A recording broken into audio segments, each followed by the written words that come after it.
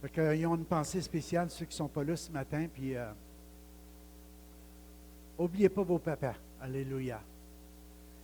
Dieu nous a donné des bons papas.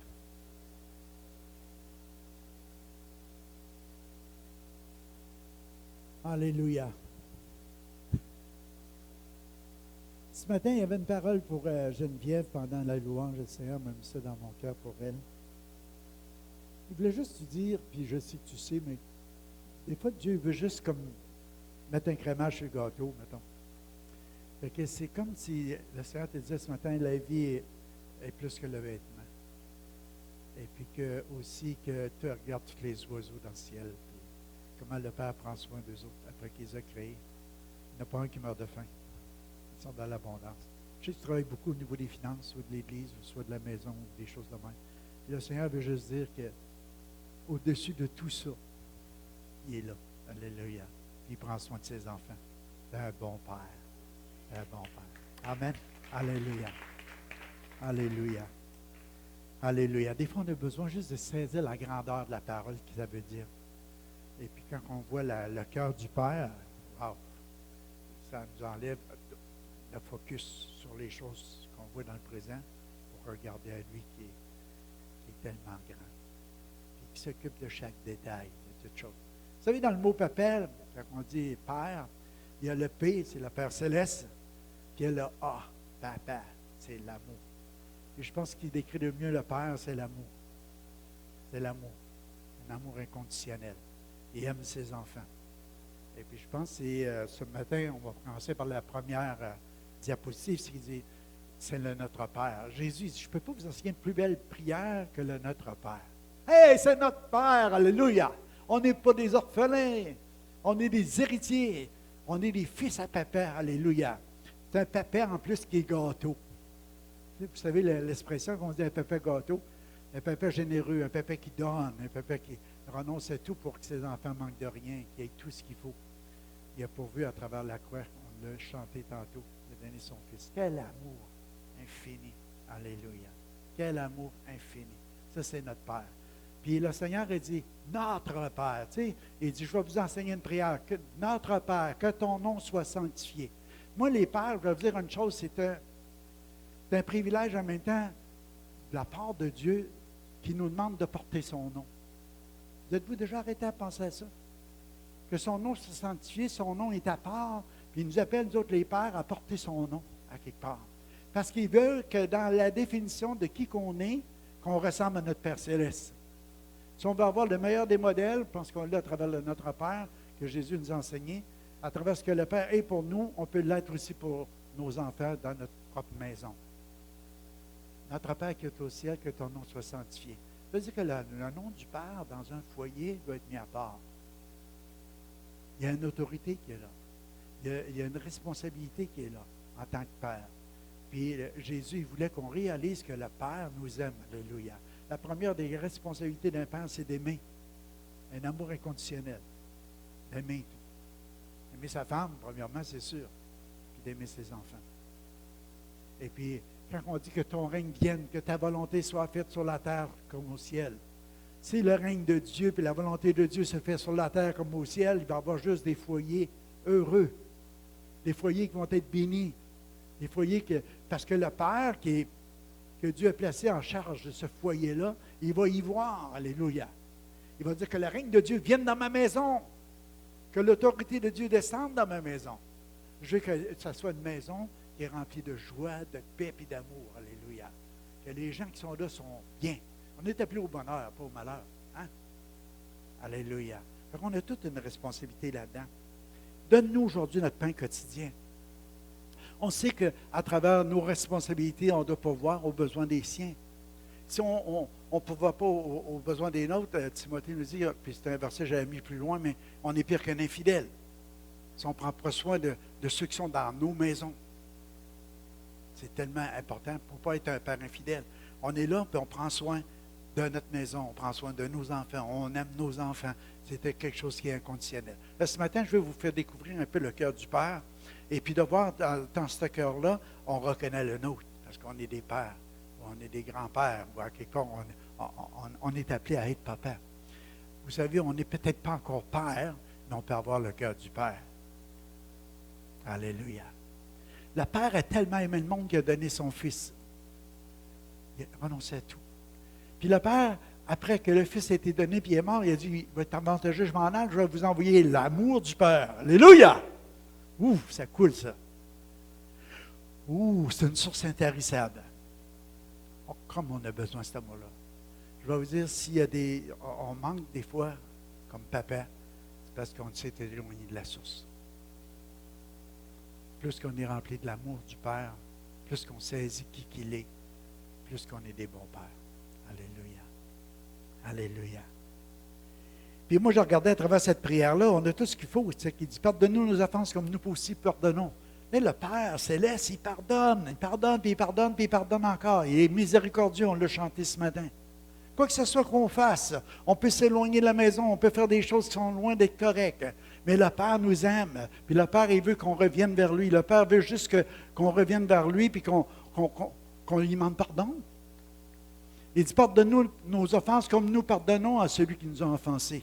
Le Père Céleste, il n'y a rien à faire pardonner, mais nous, on a un exemple, à quelque part, de genre de cœur qu'on doit avoir comme Père. Pardonne-nous nos offenses comme nous pardonnons à ceux qui nous ont offensés. Il y a tout un enseignement à travers ça. On ne prêchera pas sur le pardon ce matin. Mais je disais à quelqu'un cette semaine, regarde, quand quelqu'un ne pardonne pas, il est dans sa prison. Il s'est enfermé lui-même. Il n'est pas capable de sortir de là. Puis il est malheureux, puis il est triste, parce qu'il est rempli de colère, il est rempli d'amertume, il est rempli de plein de choses qui ne sont pas belles, qui ne sont pas bonnes. Mais à la minute que tu décides de pardonner, le Père te pardonne et te libère, puis tu es libre. Quand même l'autre personne ne veut pas te rendre le pardon, toi, tu t'es libéré de ta prison. Tu as sorti de là. Alléluia. Puis si quelqu'un ne pardonne pas, il veut lui-même rester enfermé. Puis c'est une personne qui est triste. Mais le Père, dans sa maison, il doit être de celui qui montre cet exemple-là, de celui qui est capable de pardonner. Pas porter des jugements, mais plutôt d'avoir de la grâce, d'un amour inconditionnel.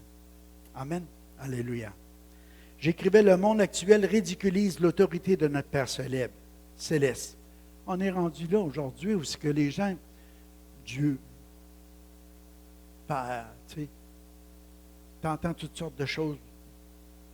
Mais nous, on va le sanctifier, ce nom-là. Fait que dans notre propre maison, on va dire, hey, Dieu, c'est quelque chose d'important. C'est notre Père. On doit soumission. On doit obéissance parce qu'il nous aime. Parce que ce qu'il veut, c'est notre bonheur. C'est facile de se soumettre à quelqu'un qui veut donner des directives, qui veut juste le meilleur dans la maison pour chacun de ses enfants. Tu sais, mon père, il ne parlait pas souvent, mais quand il parlait, il fallait que je l'écoute. Parce que ça avait du bon sens ce qu'il disait. On va voir dans des définitions de mots ce matin qu'il y a des fois que ça veut dire le Père, il n'est pas là pour empirer les choses, il est là pour calmer les choses. Il est là, des fois, je dis, wow, arrête un peu, là. On va se parler. On va se calmer. On ne s'irritera pas. On n'élèvera pas la voix. Moi, je me dis, quelqu'un qu'un père, il est rendu qu'il doit crier pour se faire écouter, il n'y a plus aucune forme d'autorité. Il essaie de l'imposer. Moi, je crois qu'avant la discipline, il y a l'amour. On doit discipliner dans l'amour. Puis si tu n'as pas connu l'amour, c'est très difficile d'être juste un papa avec le côté disciplinaire. On a vu trop longtemps Dieu de cette manière-là. Pourtant, ce n'est pas l'image qu'il nous donne dans sa parole. C'est juste le mouvement peut-être religieux nous a communiqué un peu cette pensée du Père qui dit, ah, moi je me rappelle, ma mère elle me disait souvent, tu vas faire de la peine au petit Jésus. Vous l'avez déjà entendu celle-là? Tu vas faire de la peine au petit Jésus. Fais pas le mal. C'était tous des bons motifs intérieurs, mais il nous donnait une image que si tu n'étais pas correct, si tu n'agissais pas bien, Dieu ne t'aimait pas. Dieu t'aimait moins. Dieu t'accepterait moins. Dieu te rejetterait. Dieu t'enverrait dans l'enfer. Tandis qu'il a envoyé son Fils pour pas qu'on y aille. C'est un portrait tellement différent. Tellement différent. Des fois, ça veut dire, on peut dire, ah, ben ça veut dire la même chose. Non, c'est dans le profond du cœur que ça ne veut pas dire la même chose. Quand on connaît le cœur du Père, on veut être un Père comme ça. Amen. Alléluia. Moi, j'écrivais, ne laissons pas l'occasion d'être aimés par lui. Ne laissons pas passer l'occasion. Il y a un chant, je ne me rappelle pas, là, il y a un chant qu'on chante, si tu peux être aimé, ne laisse pas passer l'occasion d'être aimé. Ah, c'est ça.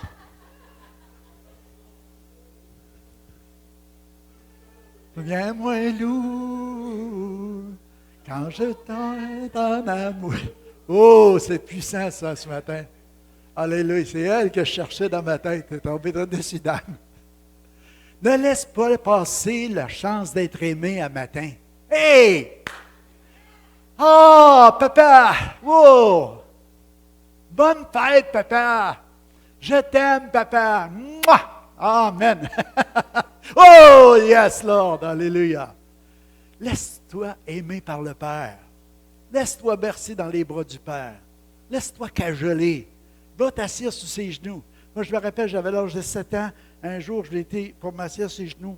Entre 5 et 7 ans, je ne peux pas dire définitivement. Je me rappelle juste du jour où j'étais m'asseoir sur les genoux de mon père, puis il m'a enlevé de ses genoux en disant « j'ai pas le temps ». C'est drôle, cette image-là a resté longtemps gravée dans ma tête, puis j'essayais toujours de gagner l'attention de mon père, l'appréciation ou l'affection de mon père, mais j'en veux pas à mon père. Mon père, il en avait 12. Hein? On était 12 chez nous. Puis mon père, il avait du travail, du matin au soir. Mais de ce moment-là, c'est comme c'est quelque chose qui m'a marqué. Parce que j'allais vers lui. J'avais quelque chose. Mais il m'a marqué par d'autres aspects. Je me rappelle d'une fois, j'avais à peu près peut-être 6 ans. Mon père, il m'emmenait tout le temps avec lui. Il me traînait partout. Traîner, c'est une façon de parler, OK? Traînait par les cheveux, non. Il m'emmenait avec lui. Parce que chez nous, entre moi et le plus vieux de mes frères, on était 6 chez nous, 6 gars, 6 filles. Mais entre les deux, il y avait comme 7 ans entre Roland et moi. Fait que mon père, quand il regardait les deux langues, c'était moi et Jean-Marie. Fait que, il y avait 5 filles. Puis pour emmener au champ, il n'emmenait pas tellement les filles, c'était des gars. Fait que moi, j'ai eu le privilège d'être traîné jeune avec lui dans les champs un peu partout. Puis de vivre des belles choses. Mais je me rappelle d'une fois où le Père m'a enseigné c'était quoi la grâce. Parce que cette fois-là, j'étais avec lui, puis il dit « T'as pas emmené ta casquette? » J'ai dit « Non, je l'ai oublié. » Il dit « C'est pas bon. » Il dit « Rentre en dessous du trailer, reste là, tu vas être à l'abri, pour pas le soleil te tape sur la tête. » Vous savez, ça fait, ça tape trop sur la tête, on peut avoir des... Mais moi, j'ai dit « Ben, Père, il a raison, j'aurais dû mettre ma casquette. » Fait que pendant que Père, lui, travaillait au foin, moi, j'étais en dessous du trailer caché à l'ombre. J'ai dit, je vais aller en chercher ma casquette. Mais c'était comme 1 mille. Il fallait traverser la rivière. On traversait ces roches. Mais je suis parti. Je me suis allé à la maison. Ma mère a dit, viens faire ici. Puis j'ai venu chercher ma casquette. Elle me donnait la casquette, je repars. Mais ça, c'est long pour un petit gars qui n'a pas les jambes longues de marcher ça, de traverser la rivière et de retourner. Fait que mon père, lui, a arrêté de faucher avec les chevaux dans ce temps-là. Puis il commence à regarder ce qui est passé. Il criait après moi, Gérard, Gérard. Puis moi, je ne l'ai pas entendu, j'étais parti. Mais après ça, il me racontait. Là, il regardait tout partout. Puis il a dit, il y a un ours qui est venu pour le manger. Là, il était inquiet. Là, il criait, puis il courait partout. Et parce que lui, il ne pensait jamais que j'étais retourné à la maison. Quand j'ai arrivé, j'ai reçu ce que je ne méritais pas de recevoir. Si j'aurais reçu ce que j'aurais mérité, il aurait dû me donner une bonne claque sur une fesse. Il dit, toi, là, quand je te dis, assis-toi là, puis attends-moi là, mais pars pas. Mais il était tellement inquiet, puis quand il m'a vu, il m'a pris dans ses bras, il m'a donné un câlin. Il m'a montré c'était quoi la grâce. Vous comprenez? Ça aussi, ça nous enseigne. Des gestes comme ça. De ne pas recevoir ce qu'on devait mériter, mais de recevoir plutôt l'amour. Parce qu'il s'est inquiété. Plaisir, refais-moi jamais ça. Refais-moi jamais ça. Viens me le dire si tu as à partir. Viens me le dire. Moi, je ne voulais pas le déranger. Comprenez? Ça, c'est le principe de la grâce. C'est une vieille histoire, hein? Ça date au moins de 65 ans ou 60 et quelques. En tout cas. Alléluia. Que le Père, c'est la source de l'amour. Fait que c'est pour ça, dans Notre Père, on dit on se soumet à son règne, à sa parole, à son autorité, à son pouvoir, à sa puissance. Parce qu'il y a l'amour. Quand l'amour est là, le Père peut arriver dans sa maison et dire qu'on établit des règles. On voudrait que les choses se déroulent de même dans la maison. Puis son autorité va être reconnue puis écoutée parce qu'il est rempli d'amour. Parce qu'il veut manifester ça premièrement. Puis j'écrivais, nous ferons appel à lui pour résister à toute forme de tentation. Imagine, notre Père Céleste est en train de nous dire ça à nous autres, qu'on soit des hommes et des femmes de prière. Puis quand tu arrives dans une tentation, tu peux lui demander, Seigneur, ne nous laisse pas succomber à la tentation. Mais le père de famille, c'est pareil dans sa maison. Si on a confiance dans notre Père, on va aller vers lui, on va dire, ah là, tu te dis, là, j'ai un gros combat, il arrive ça. Là, on rouvre notre cœur, on va demander de l'aide, puis on a du secours. C'est quand que la discipline, des fois, est exercée, mais sans amour, c'est que la personne a tellement peur d'aller lui dire que j'ai fait un mauvais coup, ou j'ai mal tombé, ou n'importe quoi, que, wow! Moi, mon père, il avait de la discipline aussi. Puis, je vais te dire, il y a des fois, je n'ai pas dormi pendant un bout, mais je me rappelle d'une fois. Vous aimez ça, les histoires? Je me rappelle d'une fois, j'avais peut-être... là, mes enfants sont tous vieux, fait que c'est pas grave. Vous n'êtes pas obligé de suivre ça. Mais j'avais 15-16 ans, je pense que j'allais au secondaire, puis une gang de gars ensemble, on a décidé de prendre un coup. On s'est acheté une caisse de bière. C'était le congrès charismatique à Amos dans les années 60, ça. On part tous les deux avec une caisse de bière, on s'en va dans le... Ici, du bord-ici de la rivière, c'était pas tellement développé dans le temps. On avait une place qu'on avait trouvée. Pour prendre un coup un petit peu. On a bu une caisse de bière à trois, puis on était bien chaud. Hein? Peut-être beaucoup. Mais, pour faire l'histoire, c'est juste que je me rappelle que quand j'ai rentré dans l'autobus le soir, j'étais pas à jeun. Mais que dans la journée, j'avais entendu parler que ma soeur avait eu un accident. Ça, je vous l'ai déjà conté, qu'elle avait été frappée par une auto, puis il avait dû la transporter d'urgence à Montréal. Puis là, nous autres, on s'était rendus à l'hôtel Continental, ça existait dans le temps. C'est brûlé à cette heure, ce qui est Jean Coutu, à peu près. On avait rentré là, on n'était pas supposé, mais il y avait un mariage de quelqu'un de Saint-Marc. Et puis, M. Desjardins, qui était à l'époque, qui était le propriétaire du magasin, il a eu une voir, puis il me dit, c'est-tu ça avec ta soeur? Il dit, comment ça va? Il dit, ça a l'air qu'elle a eu un gros accident. Non, pas eu d'accident. Oui, elle a été frappée aujourd'hui, elle est tombée sur le bord du trottoir. Puis là, il m'apprenait des affaires que moi, je ne savais pas. Et là, j'ai dégrisé un peu, tu sais. Là, je suis parti, puis je me suis en allé pour rentrer dans l'autobus. Puis là, j'ai rentré dans l'autobus scolaire, puis là, la religieuse, elle était là, puis là, moi, je parlais de ça, personne ne me croyait, ils ont dit, tu sais pas ce que tu fais, tu sais, t'es trop chaud, là, tu sais. Puis finalement, pour faire l'histoire courte, c'est qu'elle dit, attends que je dise ça à ton père. La fameuse parole. Mais que je dise à ton père. Là, j'étais inquiète. Là, j'arrivais chez nous, tout était vrai, bien, je ne vous raconterai pas tout ce qui est arrivé, ça avait l'air fou un peu. Mais ça a bien passé avec ma mère parce que, bon, cet accident-là qui était arrivé, tout le monde pleurait, puis on attendait d'avoir des nouvelles. Finalement, tout s'est bien passé à ce niveau-là. Il n'y avait pas de fracture du crâne, puis elle a repris connaissance, puis tout a bien été. On en remercie Dieu pour ça. Mais moi, dans ma tête, je me disais tout le temps, ouais, Mimi, mon père, sache ça. Puis à un moment donné, on va à l'église, puis la bonne sœur, elle nous invite, parce que ma sœur, mon autre sœur travaillait là, au couvent. Elle nous invite à aller là le midi pour rentrer dans son appartement. Puis, elle sort une petite chose de vin. Tu sais, juste, je ne sais pas si c'est le vin de l'Eucharistie, mais elle sort son petit vin. Puis elle dit, je vais vous en donner un petit verre. Puis elle dit, toi, Gérard, t'aimes ça d'abord, hein? Oh! Oh! Non, non, merci. Là, mon père l'a regardé. Là, elle a raconté à mon père qu'est-ce qui s'était passé. Là, j'ai dit, mais j'arrive à la maison. Je vais en manger une. Mais non, tu sais, il veut dire, c'est pas bien ce que tu as fait là. Tu n'aurais pas dû faire ça. Mais le temps est passé, tu sais. Le temps avait fait bien arranger les choses.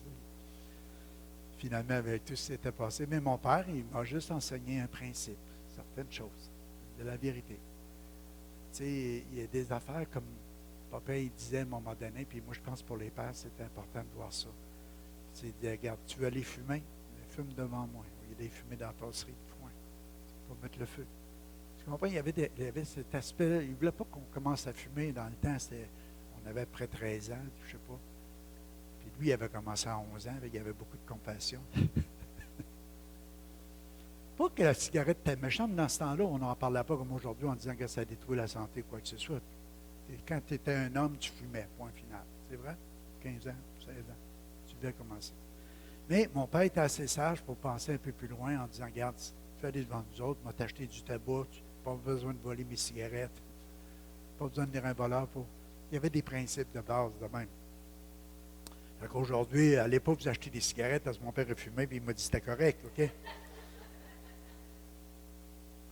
Les papas, ils doivent mener une vie digne de celui qui nous a appelés.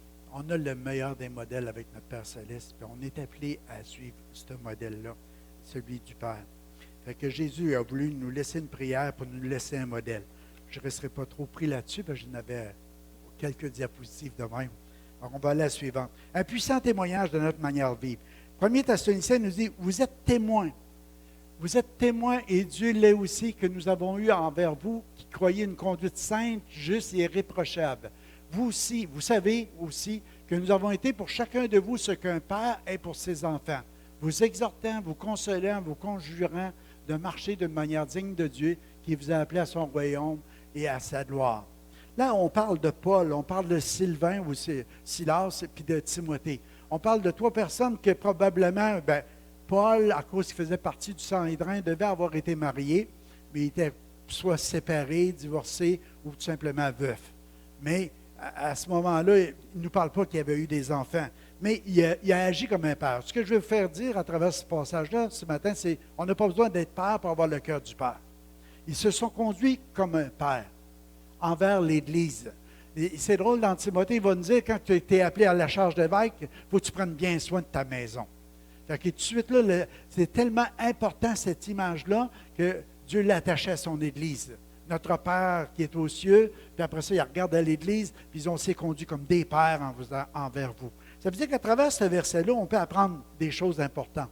On peut apprendre, premièrement, à avoir une conduite sainte, juste et irréprochable.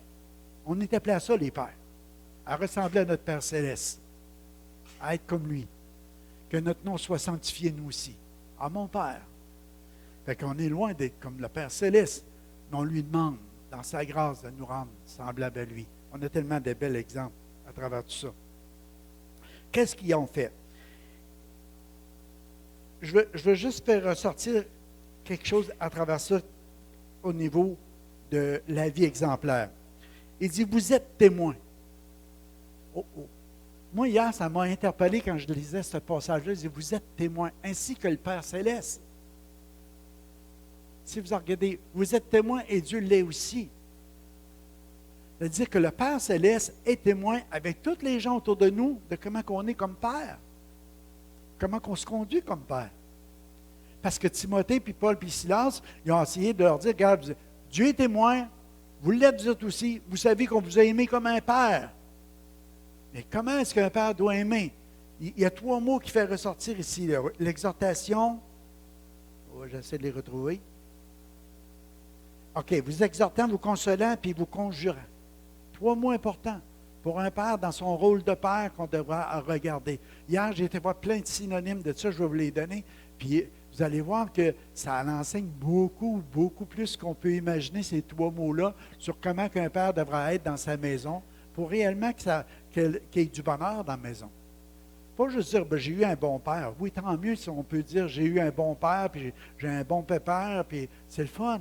Mais que ça soit la réalité des choses dans la manière qu'on s'est conduit, dans cette manière sainte, irréprochable, d'une manière qui était à part, si on peut dire, pour le royaume de Dieu, quelque chose de saint, de juste. Fait que je vais vous donner un peu la pensée de ce que c'est que j'ai ressorti à travers ces versets-là. Puis ce que j'écrivais, c'est que ça devient un puissant témoignage.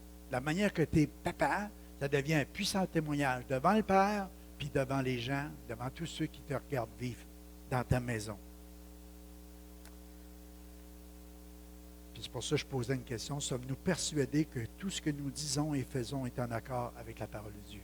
Parce que notre Père Céleste nous demande de le faire. Fait que le rôle des papas. Fait que les anciens ont pris ce rôle-là. Regardons c'était quoi le rôle. Premièrement, les papas doivent exhorter, consoler et conjurer. Le mot exhorter veut dire encourager, inciter, approuver, soutenir et applaudir. Wow! Le papa, il doit applaudir ce que ses enfants font. Moi, je me rappelle, mon père, il arrivait, je faisais quoi? Je parle même après, j'étais marié, là, il arrivait chez nous. T'es rendu à droite. T'es pas pire. Je me rappelle, on avait bâti notre maison à Place Crépeau, puis on avait fait les armoires, des affaires de même, puis il arrivait, ah, c'est bon, mon gars, lâche pas. Moi, je n'étais pas menuisier, lui, il l'était.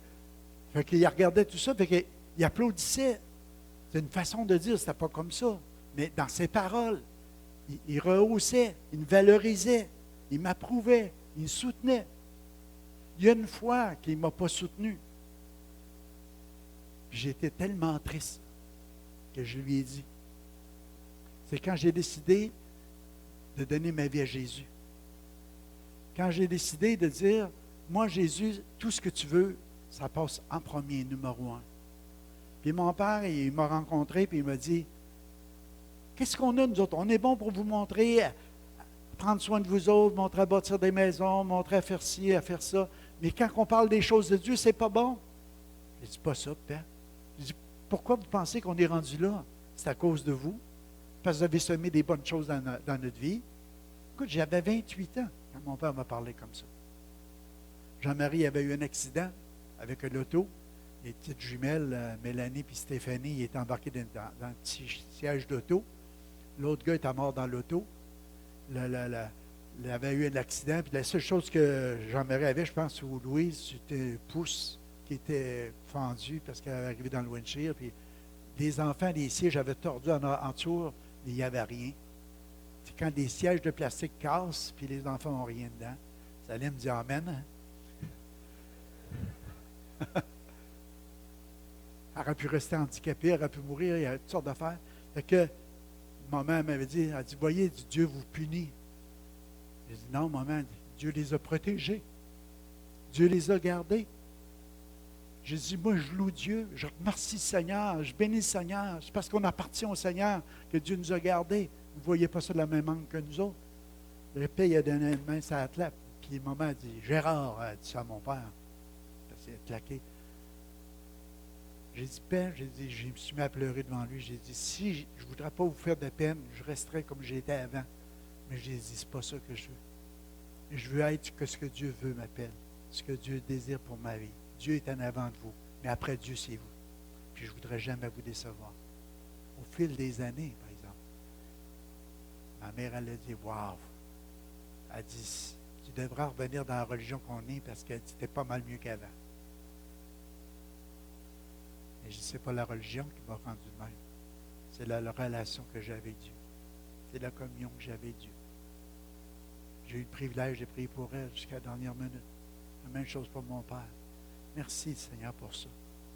Puis, il était loin d'avoir fait 2 enfants de trop.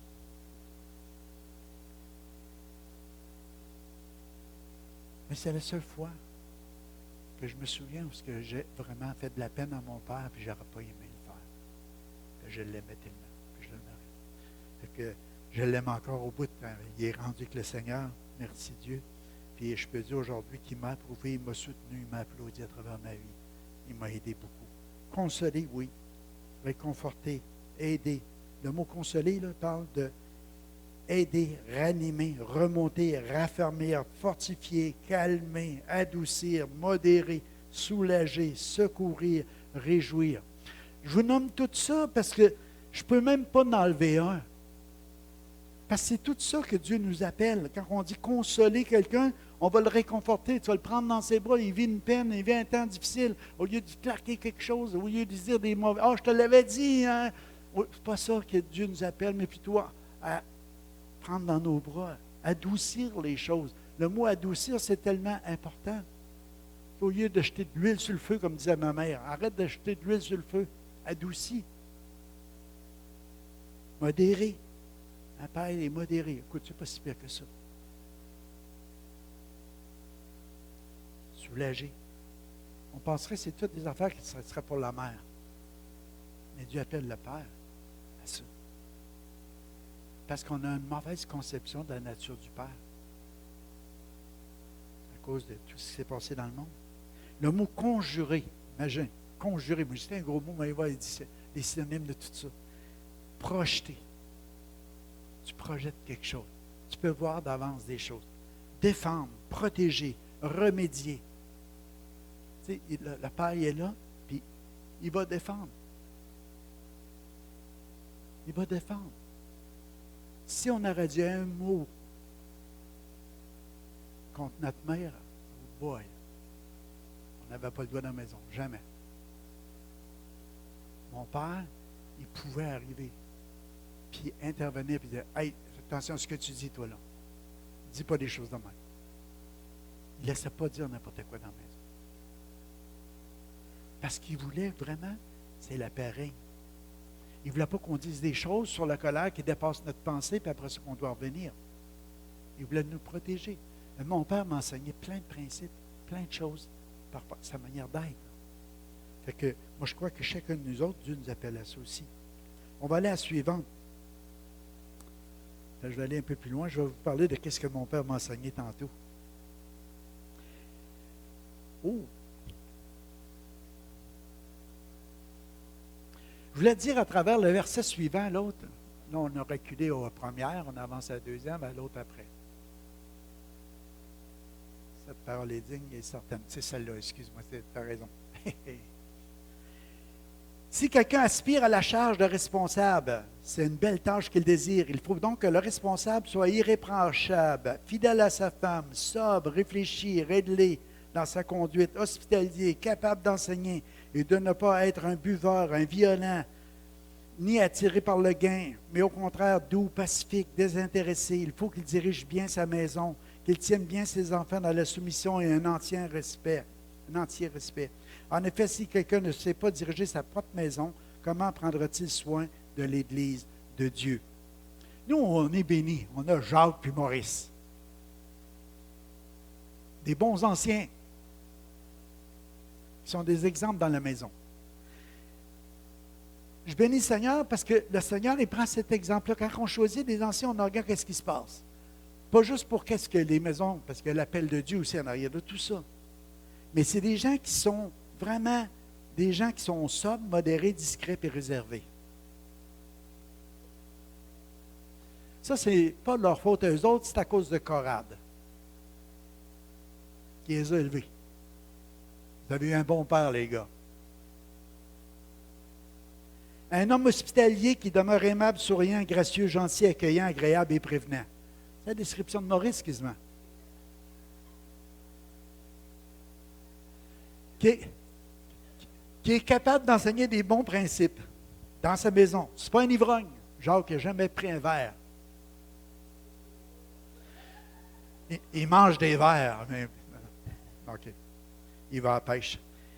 Ce n'est pas un débauché, ni un violent, ni un agressif, ni un provocateur. C'est pour ça que j'ai pris Jacques. C'est un homme doux. À l'eux deux, ça en fait une belle paire. Hein? Un doux, un paisible, un pacifique, un calme et un serein. Vous l'entendez tout le temps chanter, hein? OK. Non, Maurice. Il dirige bien sa maison. Soumission, obéissance et le respect dans la pensée de la considération. Quand on dit quand on respecte quelqu'un, c'est la pensée on considère. Il considère les gens dans leur maison. Vrai, Rita? Elle réfléchit.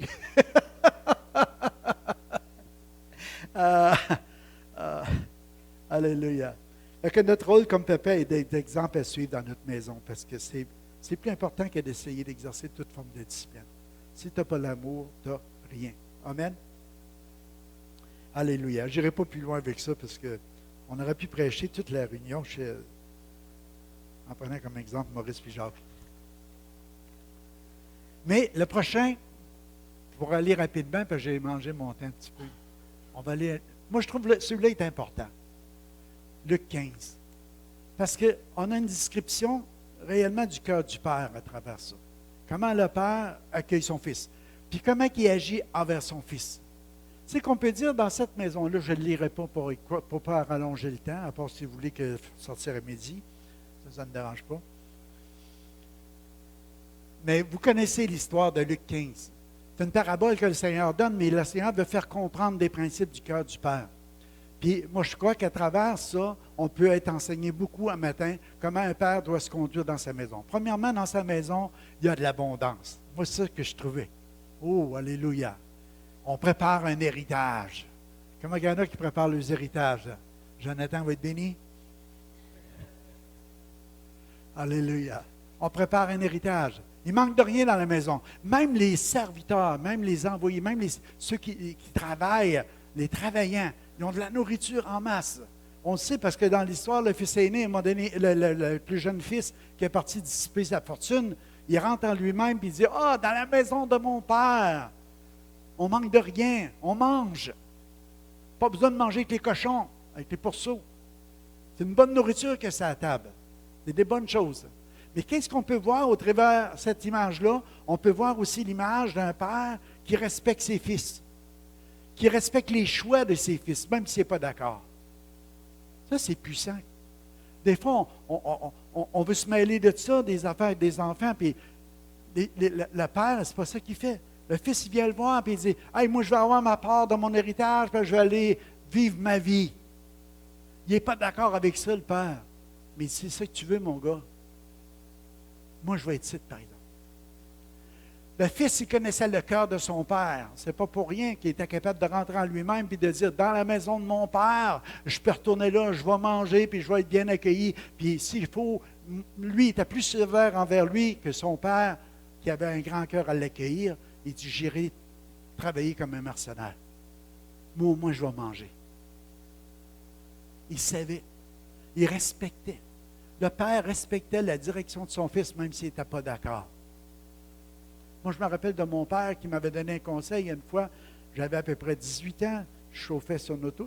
Il me prêtait son auto puis son truck. Il était généreux, tu sais. Ah ouais, prends ça. Pas besoin d'être acheté une auto.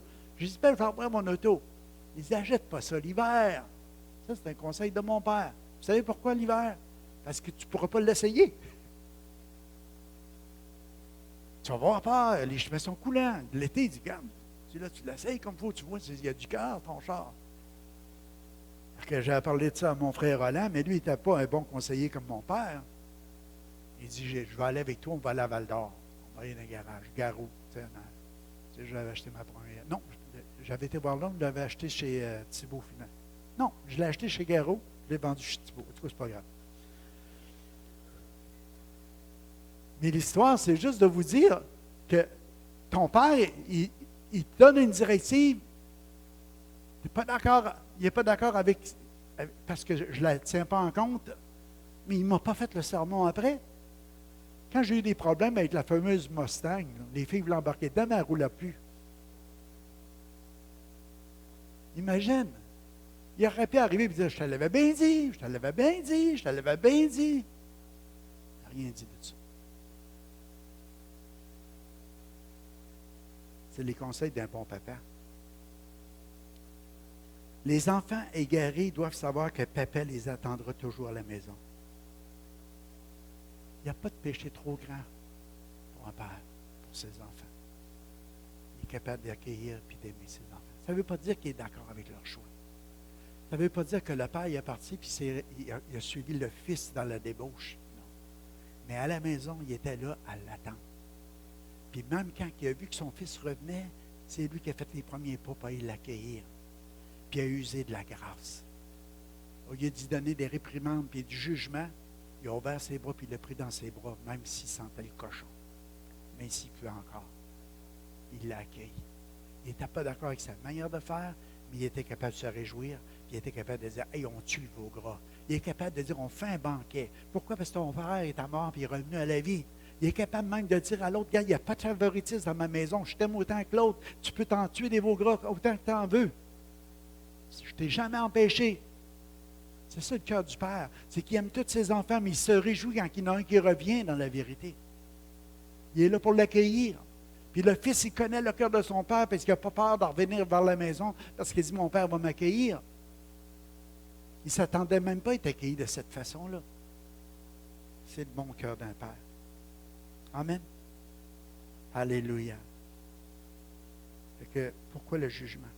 Pourquoi la condamnation? Moi, je pense que je vous emmène là, les pères, dans votre propre maison. Faites attention à cet esprit de jugement et de condamnation qui éloigne les gens au lieu de les approcher. De rappeler les fautes, ça divise les amis. La parole de Dieu nous enseigne tellement de principes. Quand on divise, on rappelle les fautes des gens. Mais ce n'est pas ça que Dieu nous appelle. Dieu nous appelle à avouer nos fautes, à confesser nos fautes. Au lieu de voir la faute dans les autres, commençons par voir les nôtres, puis confesser les nôtres. Je dois dire que quand un gars ou une fille commence à s'humilier et à avoir Dieu fait grâce aux hommes. C'est quand tu confesses. Si je regardais un gars comme David, quand il dit pendant un an de temps, je gémissais toute la journée. Malgré qu'il continuait à faire les choses qu'il avait à faire, c'était un gars qui gémissait. Mais j'ai avoué ma transgression, j'ai avoué mon péché, j'ai confessé ma faute. Puis il dit, heureux celui que tu pardonnes les transgressions. Son cœur avait complètement changé. Il était maintenant heureux. Il a écrit le psaume 32. Son cœur était complètement changé. Fait que je me dis que Dieu nous appelle comme père aussi, au lieu de rappeler les fautes. Je l'avais bien dit, regarde, moi aussi j'ai fait des erreurs. Moi aussi j'ai fait des manquements. Mais ici, à la maison, je t'aime. Il y a des manières de vivre. Il faut que tu respectes ma maison. Il faut que tu respectes la manière qu'on vit dans notre maison. Ça, c'est normal. Ce n'est pas parce qu'un fils s'en va dans la débauche, je vais vivre la débauche dans ma maison. Mais par contre, dans ma maison, quand tu voudras te soumettre à aux directives qui sont là, tu vas toujours chez vous. Tu vas être chez nous. Chez vous, chez nous. Chez vous, chez nous. Chez nous, chez vous. OK. On va aller à la suivante. Honore ton père et ta mère. Je vais terminer bientôt, il en reste juste 2. Vous êtes patients? Nous devons honorer nos papas. Que je voulais, à travers ça, le papa, papa. On va geler là-dessus, papa. C'est l'amour que j'ai vu le S et l'amour qui m'a arrêté là-dessus. Je vais vous dire des choses que mon père m'a enseignées, puis je sais que votre père vous a peut-être enseigné les mêmes choses. C'est côté de la grâce, puis côté de ne pas porter des jugements. Mon père, il disait, tant que vous vivrez sous mon toit, vous respecterez mes règles.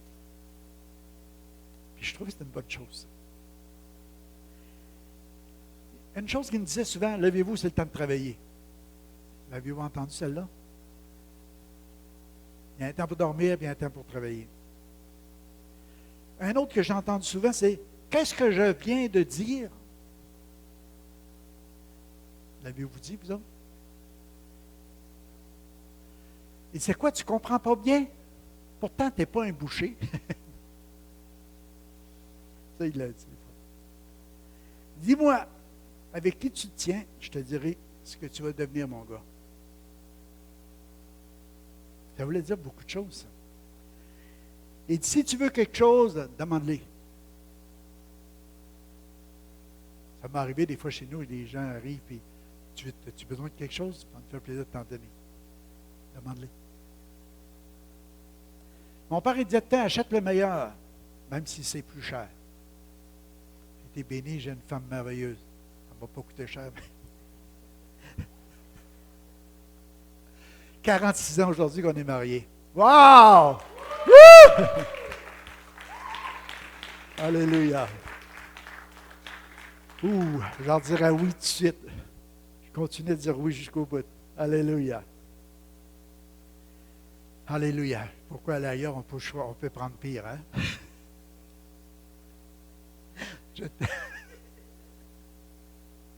Je t'aime, mon amour. Oh! Mon père m'a donné des bons conseils. Il m'a dit, cette petite morin-là, c'est du bon monde. OK, je passe la page de l'autre bord. Il dit, si tu perds ton chemin, n'aie pas peur de le demander. C'est bon, ça? Achète pas ton premier retour l'hiver, tu ne pourras pas bien l'essayer. Ça, je vous l'ai dit avant. Attends pour l'acheter d'avoir de l'argent. Aujourd'hui, achète toute sa carte de crédit. Ça a vraiment changé la société aujourd'hui. Autrefois, là, tu n'achetais pas quelque chose si tu n'avais pas d'argent pour le payer. Mais il y avait moins de faillites aussi, peut-être. Moins de découragement. Une chose qu'il disait, il dit, écoute ta mère quand je ne suis pas là. Il dit, prépare-toi pour les mauvais coups qui peuvent t'arriver. C'est intelligent, ça aussi. Là, qui dit que les personnes âgées ont moins de mémoire, moi je pense que c'est le contraire. Hein? Hier, je pensais à tout ça. Fais attention aux filles faciles, ils vont te mettre dans le trouble. Pas besoin d'avoir plus de descriptions. Hein? Il dit, celui-là, il n'a pas inventé les ailes après les mouches. Mais une autre fois, il disait, il n'a pas inventé les boutons à 4 trous. Ça veut dire qu'il n'était pas trop prêt, celui-là. Fait que j'écrivais, nous avons tous un Père, nous devons le respecter et l'honorer. On va commencer par le Père Céleste. Commencer à honorer Dieu et sa parole. Qui est capable de dire, Père, que ton règne vienne sur la terre comme au ciel. Que ton règne vienne dans ma maison. Ça veut dire tout simplement, je me soumets à ton autorité, je me soumets à ton instruction, je me soumets à ta parole dans ma maison. Puis si on fait ça, je vais vous dire, il va y avoir du bonheur dans nos maisons. On n'a pas le goût de quitter une maison où ça règne. Amen. Nous devons grandir en lui. Il a tout donné par amour. Alléluia. Moi, je disais, si Jésus est notre priorité, nos enfants suivront notre exemple. Puis je termine avec celui-là, c'est grandir dans la grâce. Là, je trouvais que c'est un point important pour terminer. Je ne serai pas long avec. Mais devenir des papas de grâce. Des papas de grâce. Un peu comme on l'a lu avec Luc 15, comment le papa attendait son fils, puis il l'a pris dans ses bras. Il n'a pas donné ce qu'il méritait. Il a donné la grâce. Puis ici, le verset dit, mais croissez dans la grâce et dans la connaissance de notre Seigneur Jésus-Christ. À lui soit la gloire maintenant et pour l'éternité. Amen. Croître dans la grâce. Être une personne enseignable et disposée à changer. Moi, je pense que c'est ça qui est important comme papa.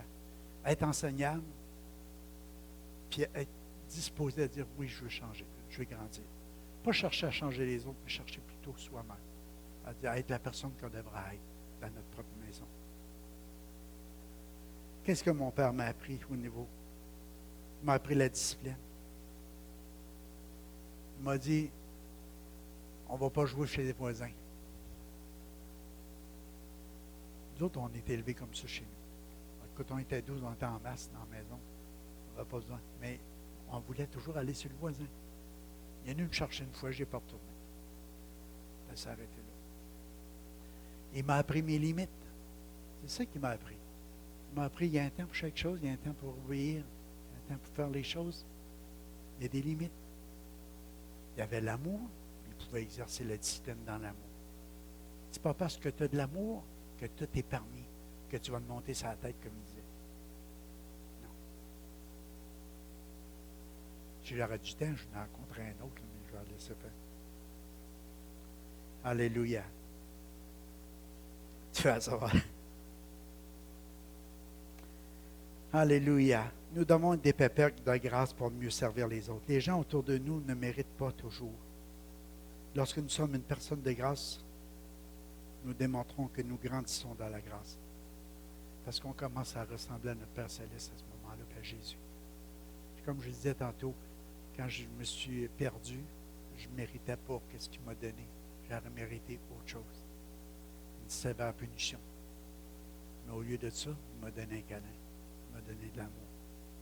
Fait que c'est ça que Dieu, de croître dans la grâce, c'est de savoir. Moi, j'aimais beaucoup, Suzanne, des fois, elle parlait de ses parents à elle, de ses grands-parents. Puis, c'était jamais catastrophique. J'aimais ça quand elle disait ça. C'est jamais catastrophique. De jamais penser que c'est la fin du monde qui vient d'arriver parce qu'il est arrivé quelque chose qui nous a déçus d'un de nos enfants ou quoi que ce soit qui est arrivé. C'est pas la fin du monde. Oui, tu parles d'une déception. Regarde nos sessions, on en parle, on en jase, on passe à autre chose. On s'aime. C'est ça l'amour, grandir dans la grâce, avoir plus de grâce, être prêt à pardonner. J'ai appris que je dois devenir un papa de grâce pour être puissant. Moi, je pense que c'est ça que Dieu m'a enseigné à travers toutes les années, comme papa aussi.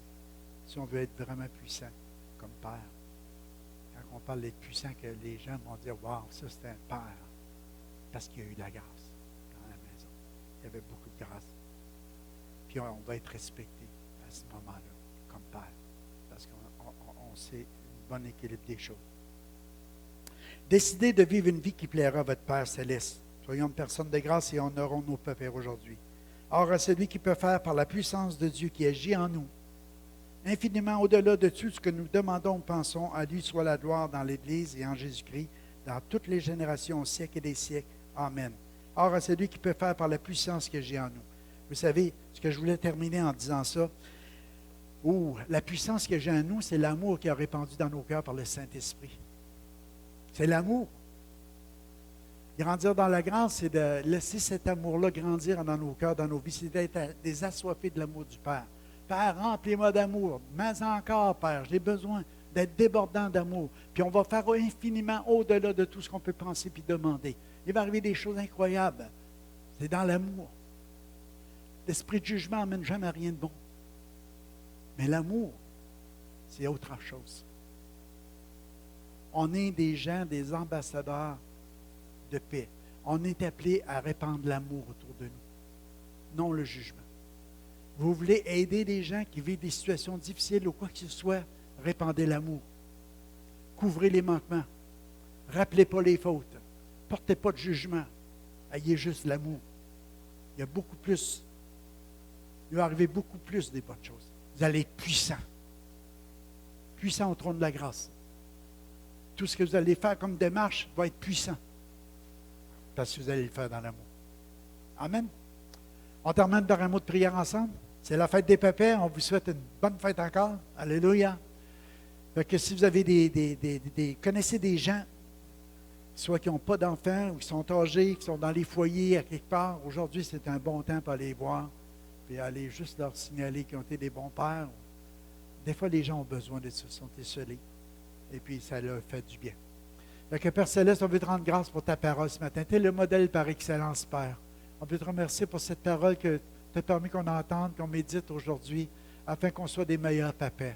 Sans toi, Seigneur, sans ta grâce, Seigneur, c'est impossible. On veut grandir, nous aussi, dans cette grâce, Père. Accorde-nous-les par ta grâce. Remplis-nous ce matin. Remplis-nous d'amour. Remplis-nous de toi, de ta parole, qu'on puisse agir selon tes préceptes, selon tes enseignements, afin qu'on puisse faire une différence dans notre génération, Père, au nom de Jésus. Amen. Alléluia. Alléluia. Soyez bénis. Allez dans la présence du Père, passez une belle semaine. Ne manquez pas vendredi, c'est vraiment le dernier vendredi de l'année. On va recommencer juste à l'automne. Ne manquez pas cette réunion-là. Pas Paradoxe, mais Musique Connexion est avec nous. Puis Lisa Marie, vous allez être bénis. C'est une petite fille qui a grandi dans notre église au début. Maintenant, elle peut apporter des messages réellement merveilleux. Soyez là, vous allez l'entendre. Fait que, on vous souhaite une belle semaine. Allez dans la paix du Seigneur. Amen. Oh,